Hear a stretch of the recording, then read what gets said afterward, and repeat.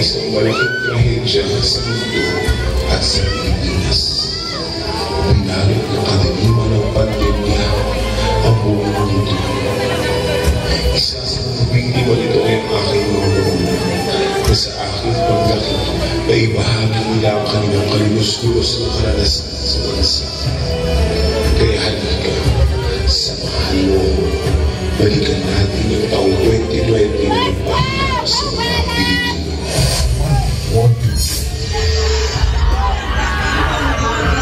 At Mindanao, may 5,000 na ang mga pamilyang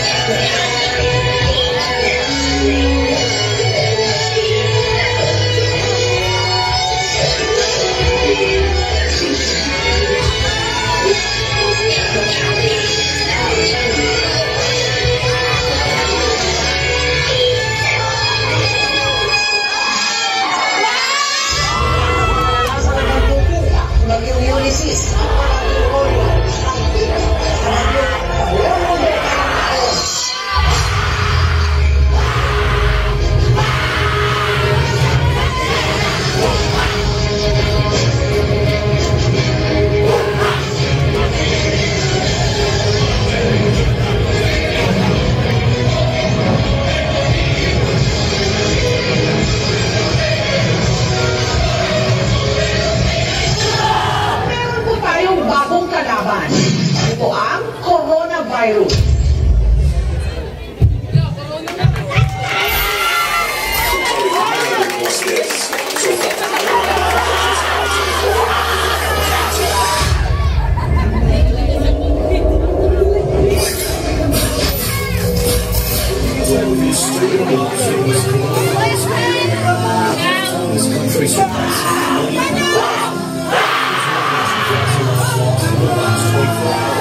America's deadliest day yet. 783 deaths in New York alone. This latest surge pushed the U.S. tornado out in Italy, in Spain, and the deadliest nation for COVID-19 fatalities.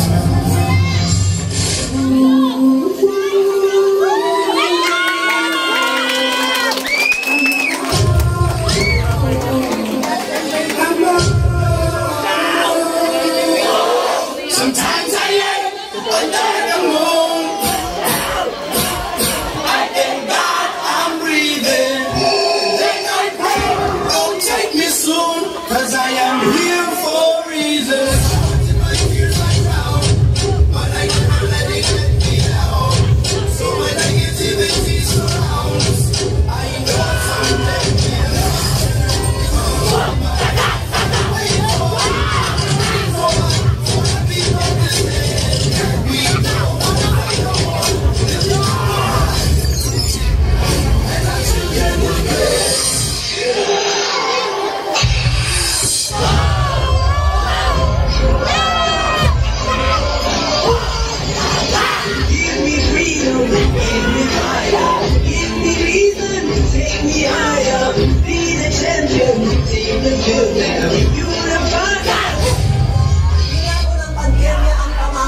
will walang harapan klase, kundi online, modular ang koneksyon, Pasensya na po kayo, hindi po ako makakapasok sa online class natin. Wala po kasi kaming internet sa bahay. Sa totoo lang, wala rin po kaming bahay. Mangungupahan lang po kami. Noong nag-lockdown po kasi, nawalan kami ng pambayad, pero hindi po sila makaintindi. Wala rin po akong cellphone, ma'am. Ang meron lang po ako ay yung mga librong pinauwi niyo sa amin. Nasa anong bahay naman po kayo? Ma'am, sasagutan ko na lang po lahat para lang sigurado ako na hindi mahuhuli. Hindi na po magre-recess kasi wala rin naman magbili.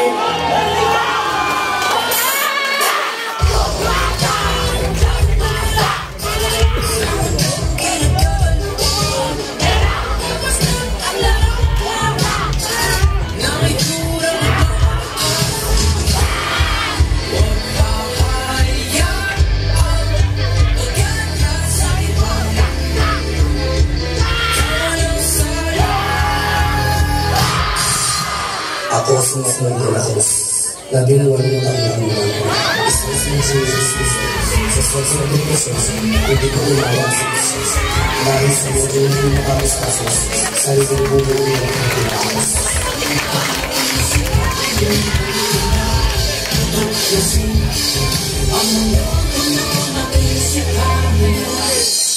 Ang pamilya na mabilang malapit ang binaril ng kapitbahay nilang pulis.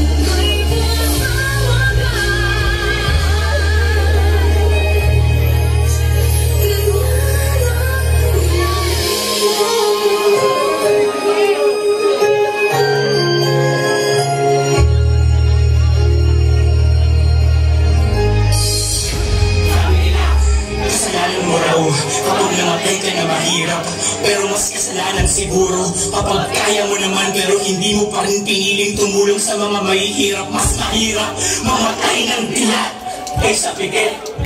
At sa iyong lumalaban hanggang ngayon, salamat dahil hindi ka sumuko. Hindi man alam ng iba yung mga sarili mong pagsubok. Nakikita naman ng Diyos ang iyong puso. Ikaw, alalahanin mo na hindi ka lang basta lumalaban. Nagtatanim ka rin ngayon ng buweto ng katapangan na bukas pwedeng anihin ng kabataan. Pilipinas! Pilipino tayo.